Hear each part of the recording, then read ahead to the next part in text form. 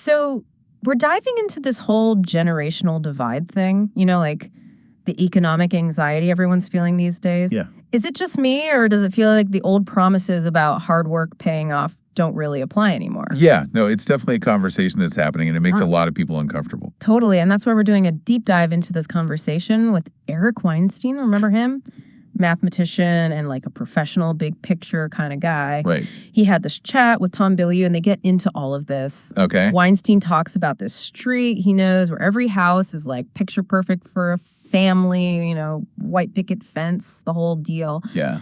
But no young families can afford to live there. Wow. It's kind of like the American dream, just like threw some shade and moved on. It's true. And it highlights this concept that Weinstein calls the embedded growth obligation, or ego for short. Ego. Yeah, basically it's this idea that our entire system, right? Like everything from buying a house to getting an education, it's all built on this assumption that the economy will just keep growing forever. Okay, so you're saying it's like we're all just kind of hoping that this growth never stops. Exactly. And what happens when it does, or even slows down? Right, because that impacts like everything. Everything. Okay, so this ego thing, break it down for me. What does that actually look like for someone listening who's thinking about like starting a family? Well, think about the big expenses, right? Housing, education, even healthcare. Those have all gone through the roof in recent decades. And have wages kept up? No way. Not even close. Exactly. So you can work your tail off, climb that ladder, but those rungs, they're getting further and further apart. It's like trying to run up a down escalator. That's a great way to put it. Yeah. You're putting in the effort, but are you actually getting anywhere? Honestly, when I first heard this whole thing, I was ready to be like, oh, here we go again, blame the boomers time. But then Weinstein says this thing about globalization and immigration being like a secret weapon that older generations use to keep wages down so they can stay on top. Right.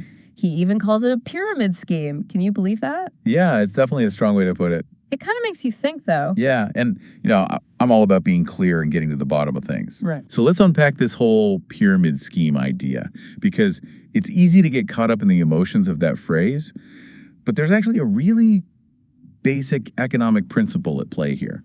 Yeah, pyramid scheme instantly throws up a red flag for me. So break it down for us, Econ 101 style. Okay, so imagine that all of a sudden there are like thousands more coffee mugs on the market. Oh, okay. What happens to the price of coffee mugs? Probably crashes. Right. Like mugs for everyone. Exactly. Plus you're the one selling them.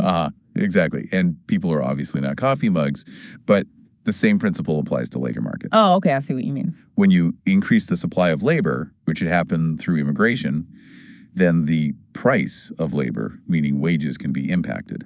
So more workers means potentially lower wages for some folks. Yeah, that's the gist of it. Okay, that makes sense. But how does this affect the person listening right now? Well, that's the million-dollar question, isn't it? Yeah. Think about your own field. Has your industry seen an influx of foreign workers? And if so, has that impacted your job, your salary, or even how you think about your career going forward? It really makes you think, like, are we all just cogs in this machine or what? And speaking of different ways of thinking, Weinstein tells this story about this millennial he worked with who had a totally different outlook on like work ethic. Oh, right. It was like they were completely over the whole climb the ladder mentality that older generations seem to live by. Interesting. And, we can't just dismiss that. Is this millennial skepticism just a generational thing, or are they responding to a new economic reality? Because it's true, like hard work doesn't always guarantee the same rewards that it used to. So why buy into the old way of doing things? Yeah, it's almost like we're told work hard and you'll succeed, but now the rules are changing. And it's like, wait, is the ladder even worth climbing? It can be kind of depressing, actually. It's true. You can start to feel a little hopeless listening to all of this. Right. And this is where it gets good there. Weinstein doesn't leave us hanging there. Really? He actually ends on a hopeful note. Hopeful? How? Because right now, all I'm feeling is like existential dread and a craving for avocado toast. Okay, maybe not hopeful in the traditional sense, but he says that there's still a tremendous amount to be excited about. Okay. He sees this time of like disruption as an opportunity. An opportunity how? Think about all these old systems they're struggling to keep upright. But that creates space for new ideas, new ways of doing things, even a new definition of success. So instead of climbing someone else's ladder, you build your own. Exactly. And this is where you, the listener, come in, because once you see how this game is played, you can't unsee it. It's like Neo dodging bullets in slow motion. Right. That knowledge is power. You're not just reacting to the system anymore, you're shaping it. So it's like, are you going to stick with the status quo or build something totally new? That's the question, right? And Weinstein even compares it to the Matrix, which is interesting. We're starting to see the code of our reality.